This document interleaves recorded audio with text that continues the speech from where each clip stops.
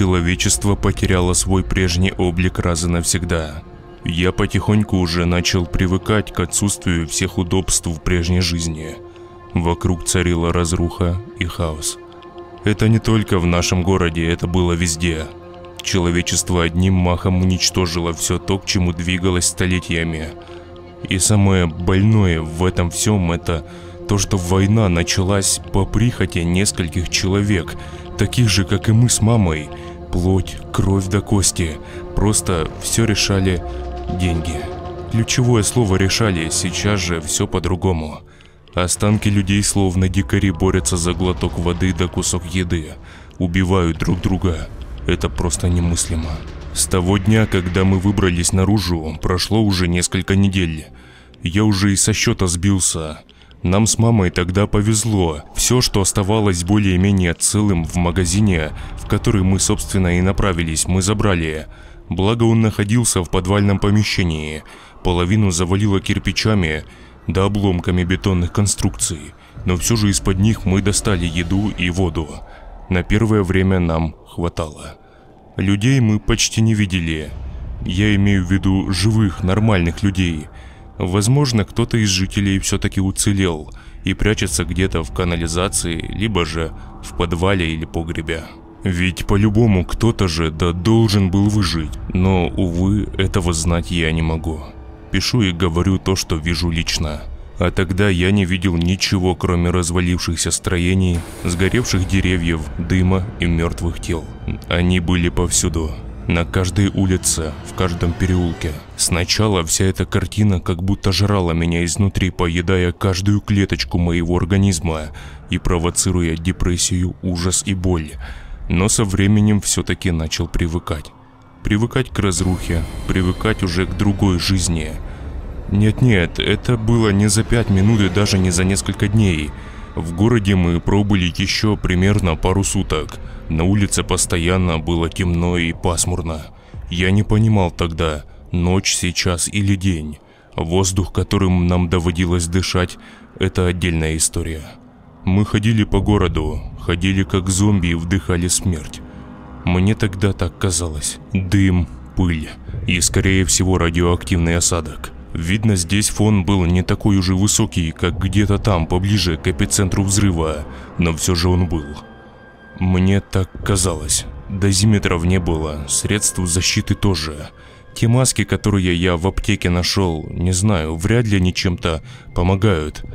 Как я сказал немного ранее, в городе мы пробыли еще 2 суток.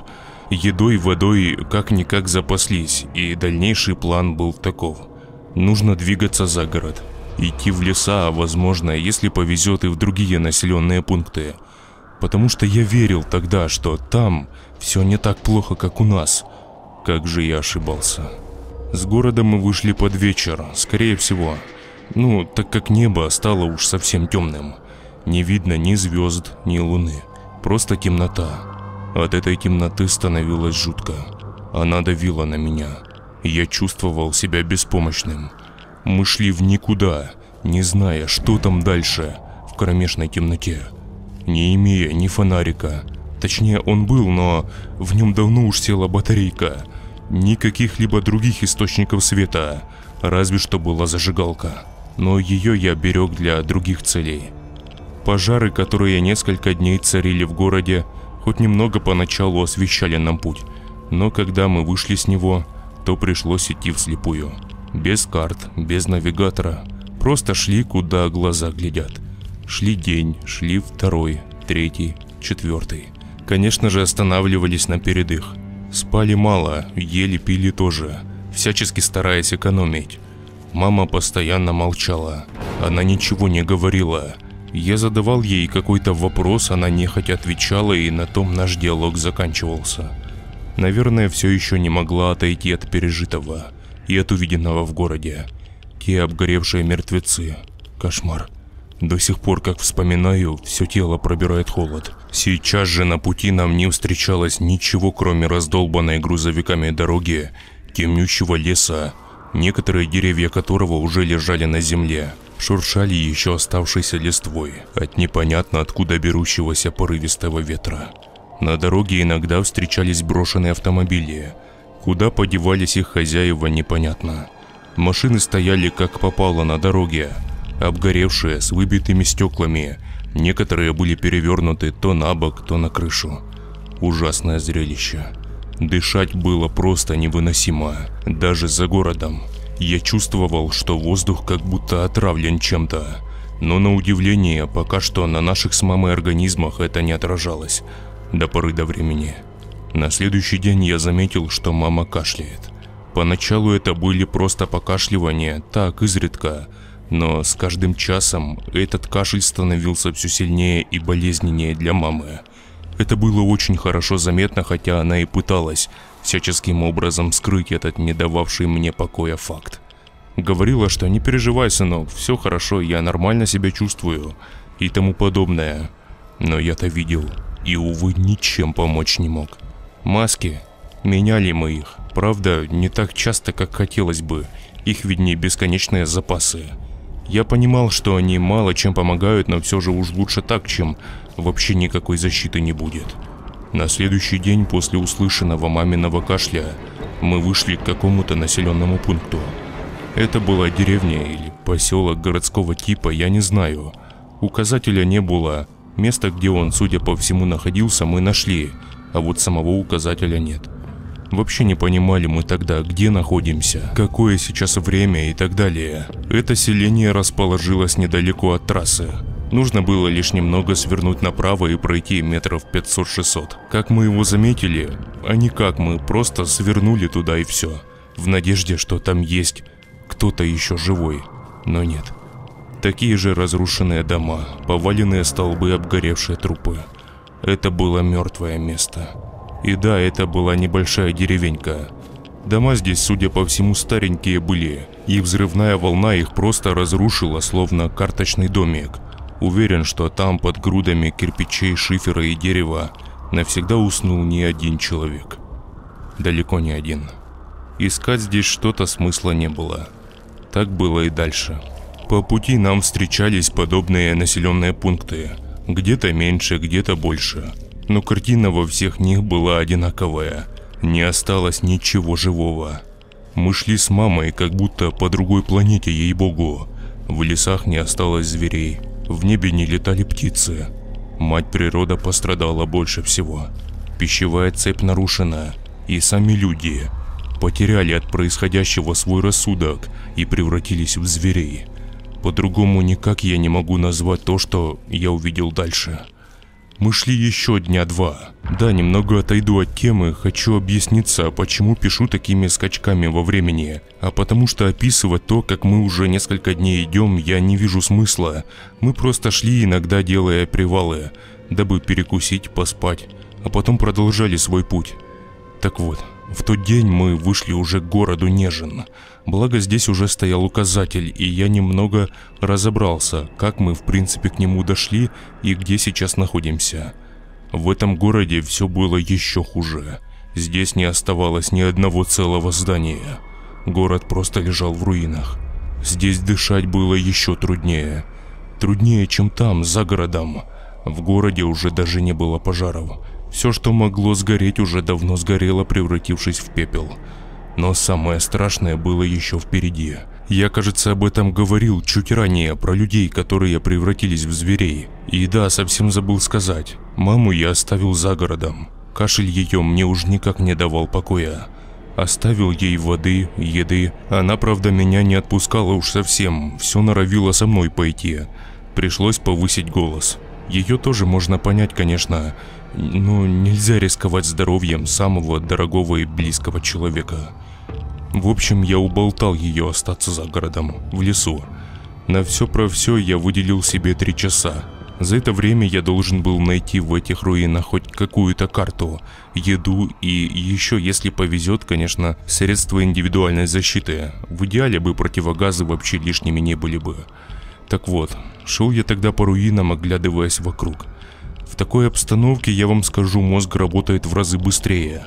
Я шел и думал, где можно найти все то, что мне нужно. Но в этих руинах ничего я так и не нашел, кроме ужасной картины, повстречавшейся мне на одной из улиц города. Иду, значит, смотрю, вдали движение какое-то. Подхожу ближе, вроде как люди там сидят и что-то делают. И лишь подойдя еще ближе, я понимаю, что там вообще происходит. Лежит тело, а вокруг него люди. Обгоревшие, страшные такие, в волдырях и ожогах. Они даже на людей не были похожи вовсе, а какие-то, мать его, монстры из фильмов ужасов. Но не суть, как они выглядели, а суть в том, что они делали. Они потрошили тело, лежащее на земле, голыми руками. У кого-то в руке был нож, у кого-то какая-то железка. Потрошили и ели, сырым. У меня и ком застрял в горле. Все тело непроизвольно расслабилось, ноги начали подкашиваться от жути, за которой я наблюдал.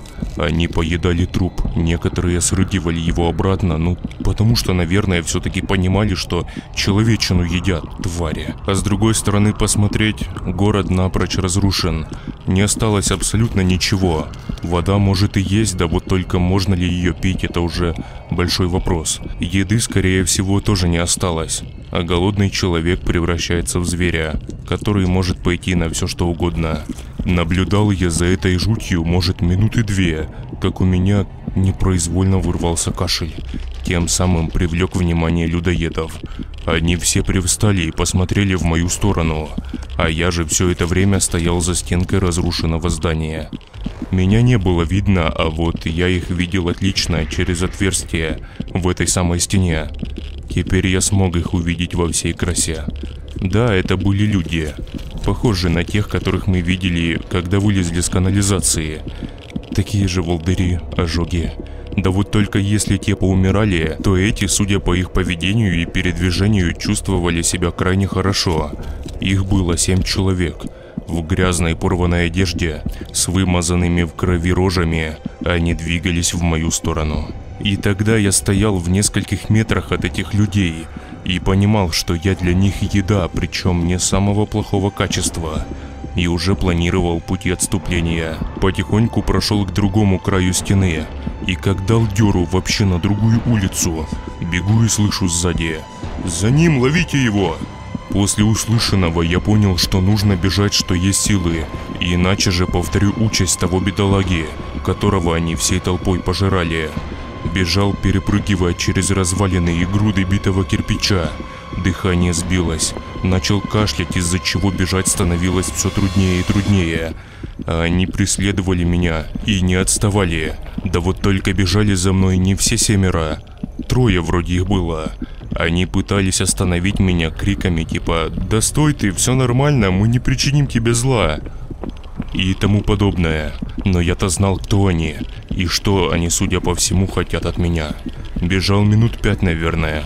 Затем я почувствовал, как силы постепенно покидают меня, и скорость бега на порядок убавилась.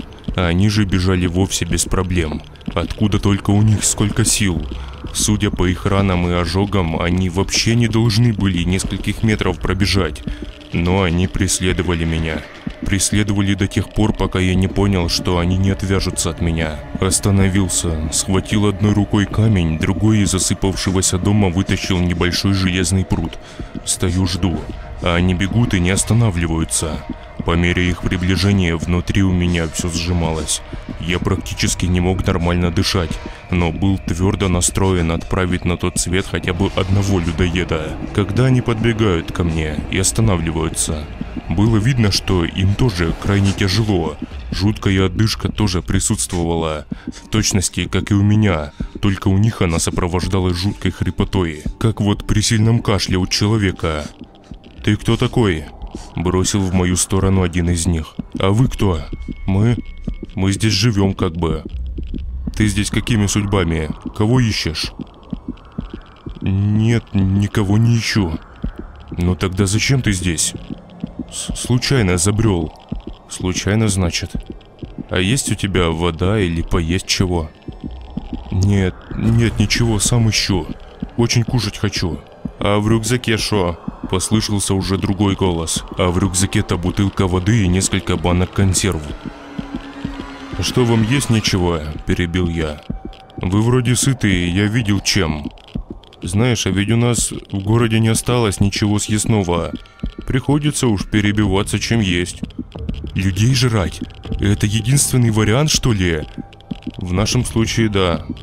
Все разрушено, разве ты не видишь? Мы обшарили все, что только можно было. Съели все, что нашли. Или ты думаешь, нас здесь 3 человека сидит всего лишь? Нас больше. Мы неделю собирали выживших. Ладно, говори, что тебе здесь нужно. Да говорю же, случайно зашел. Ничего не нужно, я буду уходить сейчас. Я попятился назад.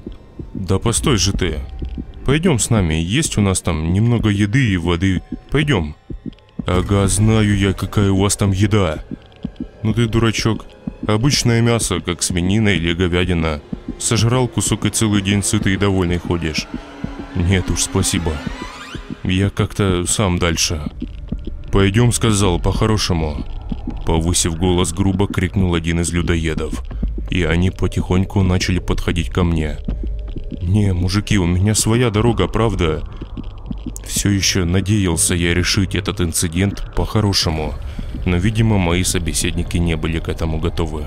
И один из них достал огромный кухонный нож. И увидев это, я вновь бросился бежать, куда глаза глядят. Но, увы, бежать мне долго не пришлось. И выбежав на другую улицу, я тут же получил сильный удар в лицо лопатой и упал на спину. Пока лежал и собирал все мозги в кучу, чувствовал, как мои руки и ноги связывают.